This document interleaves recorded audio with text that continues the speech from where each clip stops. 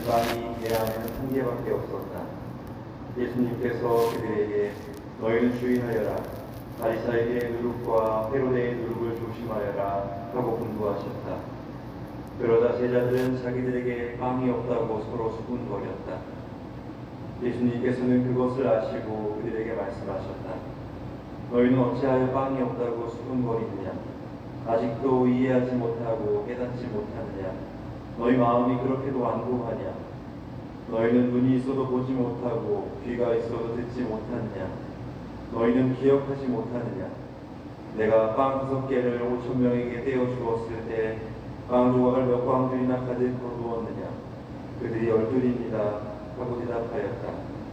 빵 7개를 4,000명에게 떼어 주었을 때에는 빵 조각을 몇 바구니나 가득 거두었느냐? 그들이 7입니다 하고 대답하자 예수님께서 그들에게 말씀하셨다. 너희는 아직도 깨닫지 못하느냐? 주님의 말씀입니다.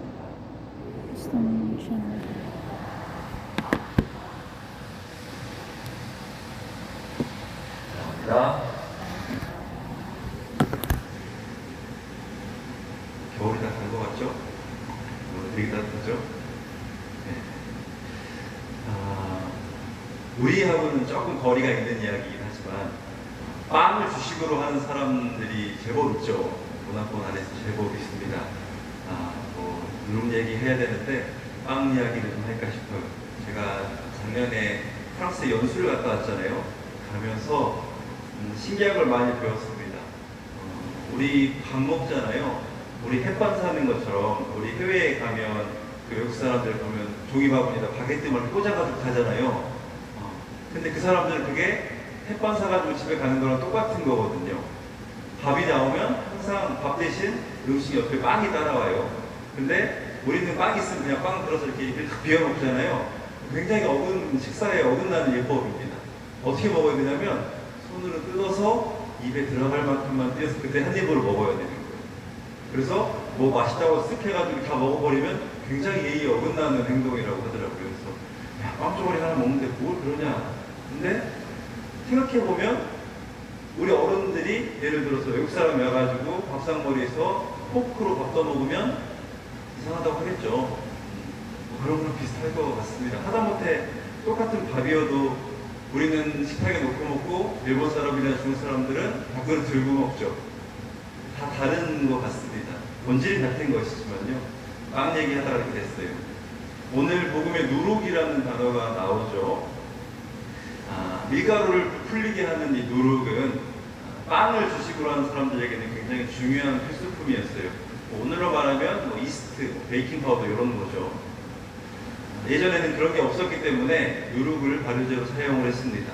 빵을 반죽할 때 누룩을 넣으면 밀가루 반죽에 기포가 생겨서 빵이 부드러워졌던 거죠. 예수님께서 하느님 나라를 설명하실 때 종종 이 누룩을 비유해서 말씀하셨습니다. 마치 작은 누룩 한 줌이 밀가루 반죽에 들어가서 멍실멍실 빵 부풀게 하는 것처럼 우리 안에 뿌려진 하느님의 말씀 한 조각도 우리의 믿음을 통해서 우리 안에 들어오게 되면 그 믿음과 같이 잘 섞여서 우리로 하여금 이 세상에 하느님의 사랑과 평화와 정의가 이루어질 수 있도록 작용한다.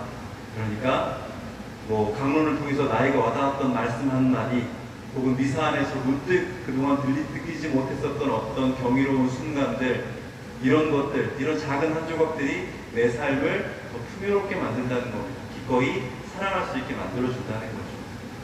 근데 오늘 복음에 등장하는 누룩은 사실 조금 다른 의미입니다. 예수님께서 제자들이 빵이 하나밖에 없다고 걱정을 하자 바리사이들의 누룩과 헤로데의 누룩을 조심하여라 뜬금없는 말씀을 하시죠. 오늘 예수님의 말씀의 핵심을 보면 예수님께서 보여주신 기적, 구체적으로 빵을 많게 하신 기적을 통해서 5,000명도 먹이시고 4,000명도 배부르게 먹이셨는 그런 풍요로움을 너희들이 체험을 이미 했는데 나랑 함께 있으면서도 아직도 빵이 없다고 빵 타령을 하고 있는 거냐 이런 말씀하고 계시는 겁니다. 오늘 복음에 나오는 제자들의 걱정 그것은 바로 믿음은 없고 세상의 헛된 힘에서 힘을 얻고 그렇게 사는 마치 바리사이와 헤로데의 누룩과 같다라는 거였습니다. 그 시대 바리사이들은 조상의 전통을 지킨다는 그런 미명 아래서 배타적이고 위선적인 삶을 살았습니다. 또 사두가이들은 로마 황제의 하수인이었던 헤로데, 이 헤로데의 비위를 마치면서 자신들의 이속을 차리던 사람이었습니다. 스스로 순수 민족주의자라고 말하던 바리사이들, 그리고 로마의 권력자와 타협하던 그런 사두가이들은 서로 친했을까요? 서로 안 좋아했습니다. 근데 이 사람들이 유일하게 힘을 합치는 순간이 있었어요. 누구였을까요? 예수님 앞에서. 예수라는 저 사람 앞에서는 바리사이와 사두가이도 다 친구가 됐습니다. 왜 그랬냐? 예수라는 저 사람의 존재 자체가 이 두 그룹의 존립을 위협하는 불순분자처럼 보였기 때문에 그렇습니다. 바리사이들과 헤로데의 노력의 바탕에 자리한 것은 허영, 가식, 탐욕, 허세, 교만 이런 것들이 깔려 있는 겁니다. 사실 이런 것들은 파도가 치면 휩쓸려버리는 바닷가에 지어놓은 모래성과 다르지 않습니다. 이런 것들은 우리의 삶을 지탱해주는 것이 아니라 우리의 삶을 좀먹는 겁니다. 우리 삶을 지탱해주는 힘은 주님께 대한 믿음의 뿌리를 두고 있어야 하는 겁니다. 그 뿌리를 놓치고 나면, 그 뿌리를 썩히고 나면 계속 힘에 의존할 수밖에 없는 거죠. 일독서의 야고보서도가 이렇게 이야기하죠. 사람은 저마다 자기 욕망에 사로잡혀 꼬임에 넘어가는 바람에 유혹을 받는 것이다. 그러면서 욕망은 잉태하면 죄를 낳고 죄가 다 자라면 죽음을 낳는다. 바리사이와 헤로데가 지탱하면서 살던 그 힘은 하느님으로부터 나와서 세상을 건강하게 만드는 것이 아니라 오직 자신들만의 삶을 영위하기 위한, 그들만을 위한 누룩이었던 겁니다. 우리도 마찬가지입니다. 우리도 나 하나 잘 살고 배부르기 위해서 열심히 돈 모으고 가난한 사람들 돌볼 줄 모르고 베풀 줄 모르면 그와 다르지 않습니다. 영성생활도 마찬가지예요. 나만의 만족을 위한 신앙생활에만 목적을 둔다면 그것 또한 크게 다르지 않습니다.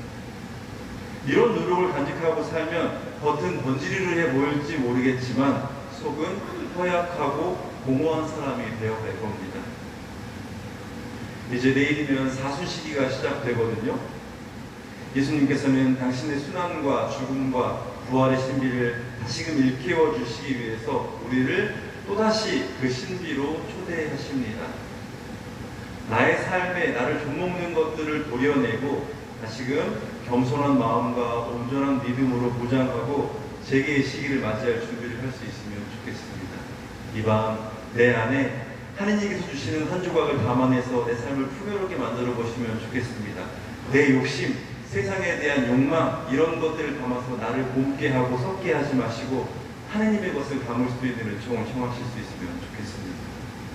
누구든지 나를 사랑하면 내 말을 지키리니 내 아버지도 그들을 사랑하고 우리가 가서 그와 함께 살리라. 아멘.